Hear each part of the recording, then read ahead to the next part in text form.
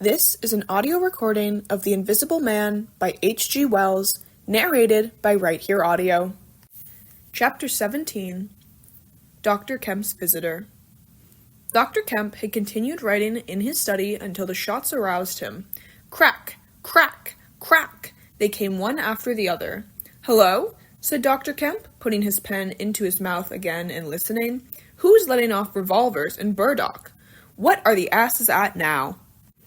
He went to the south window, threw it up, and leaning out, stared down on the network of windows, beaded glass lamps and shops, with its black interstices of roof and yard that made up the town at night. "Looks like a crowd down the hill," he said, "by the cricketers," and remained watching. Thence his eyes wandered over the town to far away where the ship's lights shone and the pier glowed. A little illuminated, faceted pavilion, like a gem of yellow light. The moon in its first quarter hung over the westward hill, and the stars were clear and almost tropically bright. After 5 minutes, during which his mind had traveled into a remote speculation of social conditions of the future, and lost itself at last over the time dimension, Dr. Kemp roused himself with a sigh, pulled down the window again, and returned to his writing desk. It must have been about an hour after this that the front doorbell rang. He had been writing slackly and with intervals of abstraction since the shots. He sat listening. He heard the servant answer the door and waited for her feet on the staircase, but she did not come. "Wonder what that was," said Dr. Kemp. He tried to resume his work, failed, got up, went downstairs from his study to the landing, rang, and called over the balustrade to the housemaid as she appeared in the hall below. "Was that a letter?" he asked. "Only a runaway ring, sir," she answered. "I'm restless tonight," he said to himself. He went back to his study, and this time attacked his work resolutely.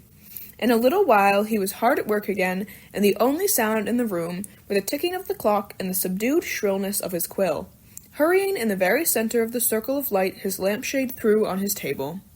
It was 2:00 before Dr. Kemp had finished his work for the night. He rose, yawned, and went downstairs to bed. He had already removed his coat and vest when he noticed that he was thirsty. He took a candle and went down to the dining room in search of a siphon and whiskey. Dr. Kemp's scientific pursuits have made him a very observant man, and as he recrossed the hall, he noticed a dark spot on the linoleum near the mat at the foot of the stairs. He went on upstairs, and then it suddenly occurred to him to ask himself what the spot on the linoleum might be. Apparently, some subconscious element was at work. At any rate, he turned with his burden, went back to the hall, put down the siphon and whiskey, and bending down, touched the spot. Without any great surprise, he found it had the stickiness and color of drying blood. He took up his burden again and returned upstairs, looking about him and trying to account for the blood spot. On the landing, he saw something and stopped astonished. The door handle of his own room was blood-stained. He looked at his own hand. It was quite clean, and then he remembered that the door of his room had been open when he came down from his study, and that consequently he had not touched the handle at all. He went straight into his room, his face quite calm, perhaps a trifle more resolute than usual. His glance, wandering inquisitively, fell on the bed. On the counterpane was a mess of blood, and the sheet had been torn. He had not noticed this before because he'd walked straight to the dressing table. On the further side, the bedclothes were depressed as if someone had been recently sitting there. Then he had an odd impression that he had heard a low voice say, "Good heavens, Kemp!" But Dr. Kemp was no believer in voices. He stood staring at the tumbled sheets. Was that really a voice? He looked about again, but noticed nothing further than the disordered and blood-stained bed. Then he distinctly heard a movement across the room near the wash-hand stand. All men, however highly educated, retain some superstitious inklings. The feeling that is called eerie came upon him. He closed the door of the room, came forward to the dressing table, and put down his burdens. Suddenly, with a start, he perceived a coiled and blood-stained bandage of linen rag hanging in mid-air between him and the wash-hand stand. He stared at this in amazement, It was an empty bandage, a bandage properly tied but quite empty. He would have advanced to grasp it, but a touch arrested him, and a voice speaking quite close to him. "Kemp," said the voice. "Eh?" said Kemp, with his mouth open. "Keep your nerve," said the voice. "I'm an invisible man." Kemp made no answer for a space, simply stared at the bandage. "Invisible man?" he said. "I am an invisible man," repeated the voice. The story he had been active to ridicule only that morning rushed through Kemp's brain. He does not appear to have been either very much frightened or very greatly surprised at the moment. Realization came later. "I thought it was all a lie," he said. The thought uppermost in his mind was the reiterated arguments of the morning. "Have you a bandage on?" he asked. "Yes," said the invisible man. "Oh," said Kemp, and then roused himself. "I say," he said, "but this is nonsense. It's some trick." He stepped forward suddenly, and his hand extended towards the bandage met invisible fingers. He recoiled at the touch, and his color changed. "Keep steady, Kemp, for God's sake. I want help. Badly. Stop!" The hand gripped his arm. He struck at it. "Kemp!" cried the voice. "Kemp, keep steady!" And the grip tightened. A frantic desire to free himself took possession of Kemp. The hand of the bandaged arm gripped his shoulder, and he was suddenly tripped and flung backwards upon the bed. He opened his mouth to shout, and the corner of the sheet was thrust between his teeth. The invisible man had him down grimly, but his arms were free, and he struck and tried to kick savagely. "Listen to reason, will you?" said the invisible man, sticking to him in spite of a pounding in the ribs. "By heaven, you'll madden me in a minute." "Lie still, you fool," bawled the invisible man in Kemp's ear. Kemp struggled for another moment, and then lay still. "If you shout, I'll smash your mouth," said the invisible man, relieving his mouth. "I'm an invisible man. It's no foolishness and no magic. I really am an invisible man, and I want your help. I don't want to hurt you, but if you behave like a frantic rustic, I must. Don't you remember me, Kemp? Griffin, of University College." "Let me get up," said Kemp. "I'll stop where I am, and let me sit quiet for a minute." He sat up and felt his neck. "I am Griffin, of University College, and I have made myself invisible. I'm just an ordinary man, a man you have known, made invisible." "Griffin?" said Kemp. "Griffin," answered the voice. "A younger student than you were, almost an albino, 6 feet high and broad, with a pink and white face and red eyes, who won the medal for chemistry." "I am confused," said Kemp. "My brain is rioting. What has this to do with Griffin?" "I am Griffin," Kemp thought. "It's horrible," he said. "But what devilry must happen to make a man invisible?" "It's no devilry. It's a process, sane and intelligible enough." "It's horrible," said Kemp. "How on earth?" "It's horrible enough. But I'm wounded and in pain and tired. Great God! Kemp, you are a man. Take it steady. Give me some food and drink and let me sit down here." Kemp stared at the bandage as it moved across the room, then saw a basket chair dragged across the floor and come to rest near the bed. It creaked, and the seat was depressed the 1/4 of an inch or so. He rubbed his eyes and felt his neck again. "This beats ghosts," he said, and laughed stupidly. "That's better. Thank heaven you're getting sensible." "Or silly," said Kemp, and knuckled his eyes. "Give me some whiskey. I'm near dead." "It didn't feel so. Where are you?" "If I get up, shall I run into you?" "There." "All right. Whiskey? Here. Where shall I give it to you?" The chair creaked, and Kemp felt the glass drawn away from him. He let go by an effort. His instinct was all against it. It came to rest, poised 20 inches above the front edge of the seat of the chair. He stared at it in infinite perplexity. This must be hypnotism. You've suggested you are invisible." "Nonsense," said the voice. "It's frantic. Listen to me." "I demonstrated conclusively this morning," began Kemp, "that invisibility—" "Never mind what you've demonstrated. I'm starving," said the voice, "and the night is chilly to a man without clothes." "Food?" said Kemp. The tumbler of whiskey tilted itself. "Yes," said the invisible man, wrapping it down. "Have you a dressing gown?" Kemp made some exclamation in an undertone. He walked to a wardrobe and produced a robe of dingy scarlet. "This do?" he asked. It was taken from him. It hung limp for a moment in mid-air, fluttered weirdly, stood full and decorous, buttoning itself, and sat down in his chair. "Drawers, socks, slippers would be a comfort," said the unseen curtly, "and food. Anything, but this is the insanest thing I ever was in my life." He turned out his drawers for the articles, and then went downstairs to ransack his larder. He came back with some cold cutlets and bread, pulled up a light table, and placed them before his guest. "Never mind knives," said his visitor, and a cutlet hung in mid-air with a sound of gnawing. "Invisible," said Kemp, and sat down on a bedroom chair.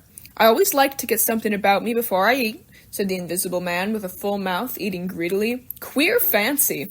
"I suppose that wrist is all right," said Kemp. "Trust me," said the Invisible Man. "Of all the strange and wonderful—" "Exactly. But it's odd I should blunder into your house to get my bandaging. My first stroke of luck. Anyhow, I meant to sleep in this house tonight. You must stand that.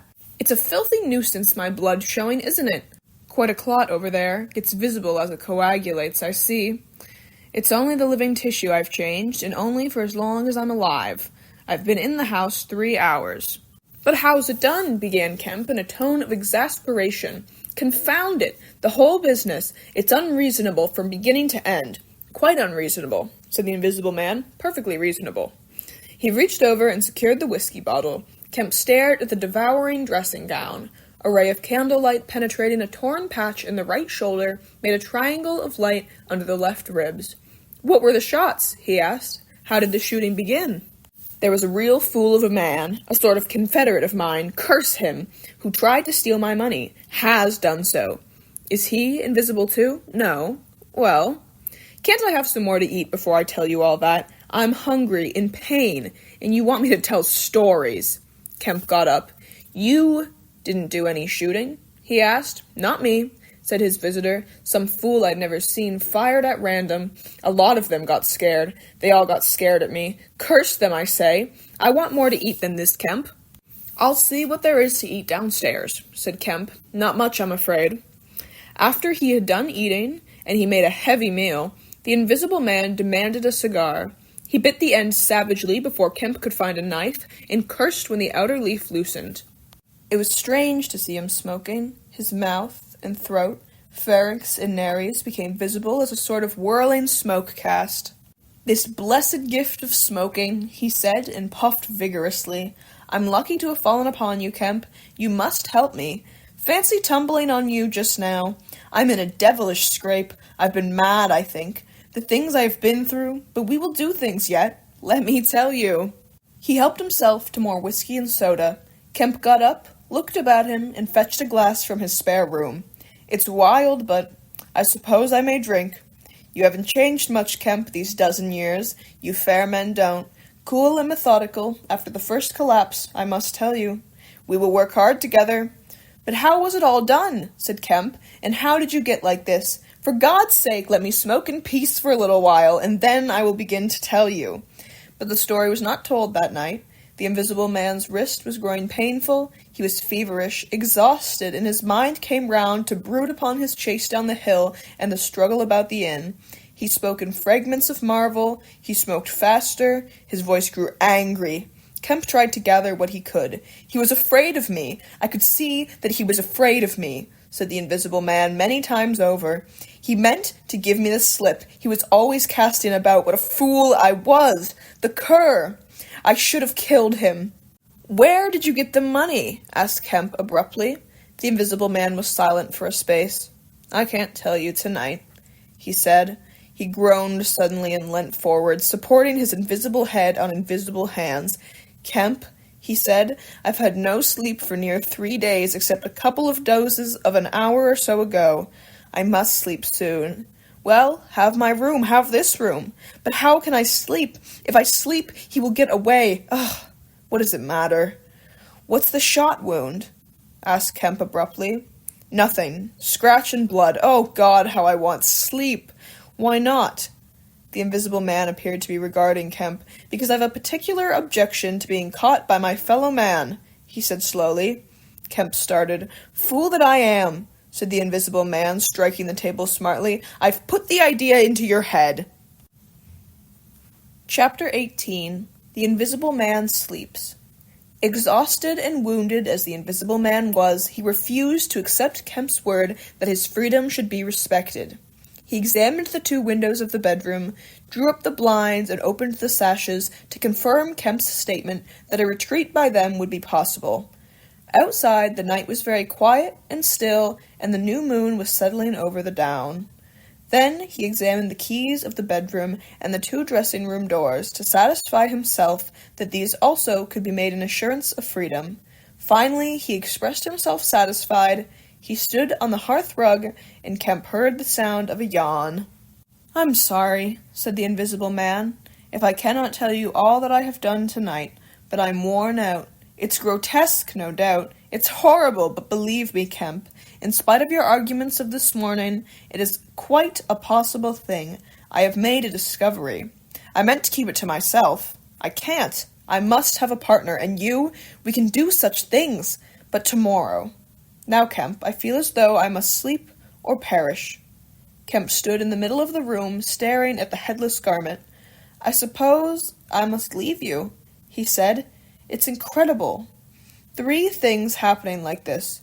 Overturning all my preconceptions would make me insane, but it's real. Is there anything more that I can get you?" "Only bid me good night," said Griffin. "Good night," said Kemp, and shook an invisible hand. He walked sideways to the door. Suddenly the dressing-gown walked quickly towards him. "Understand me," said the dressing-gown. "No attempts to hamper me or capture me or—" Kemp's face changed a little. "I thought I gave you my word," he said. Kemp closed the door softly behind him, and the key was turned upon him forthwith. Then, as he stood with an expression of passive amazement on his face, the rapid feet came to the door of that dressing-room, and that too was locked. Kemp slapped his brow with his hand. "Am I dreaming? Has the world gone mad, or have I?" He laughed and put his hand to the locked door. "Barred out of my own bedroom by a flagrant absurdity," he said. He walked to the head of the staircase, turned, and stared at the locked doors. "It's fact," he said. He put his fingers to his slightly bruised neck. "Undeniable fact, but—" He shook his head hopelessly, turned, and went downstairs. He lit the dining-room lamp, got out a cigar, and began pacing the room, ejaculating. Now and then he would argue with himself. "Invisible," he said. "Is there such thing as an invisible animal? In the sea, yes, thousands and millions. All the larvae, all the little nauoprii and tornaria, all the microscopic things, the jellyfish. In the sea there are more things invisible than visible. I never thought of that before. And in the ponds, too, all those little pond life things, specks of colorless, translucent jelly. But in air? No! It can't be. But after all, why not? If a man was made of glass, he would still be visible." His meditation became profound. The bulk of 3 cigars had passed into the invisible or diffused as a white ash over the carpet before he spoke again. Then it was merely an exclamation. He turned aside, walked out of the room, and went into his little consulting room and lit the gas there. It was a little room, because Dr. Kemp did not live by practice, and in it were the day's newspapers. The morning's paper lay carelessly open and thrown aside. He caught it up, turned it over, and read the account of a strange story from Iping that the mariner at Port Stowe had spelt over so painfully to Mr. Marvel. Kemp read it swiftly. "Wrapped up," said Kemp. "Disguised. Hiding it. No one seems to have been aware of his misfortune. What the devil is his game?" He dropped the paper, and his eye went seeking. "Ah," he said, and caught up the St. James Gazette, lying folded up as it arrived. "Now we shall get at the truth," said Dr. Kemp.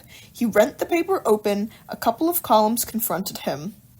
"An entire village in Sussex goes mad," was the heading. "Good heavens," said Kemp, reading eagerly an incredulous account of the events in Iping of the previous afternoon that have already been described.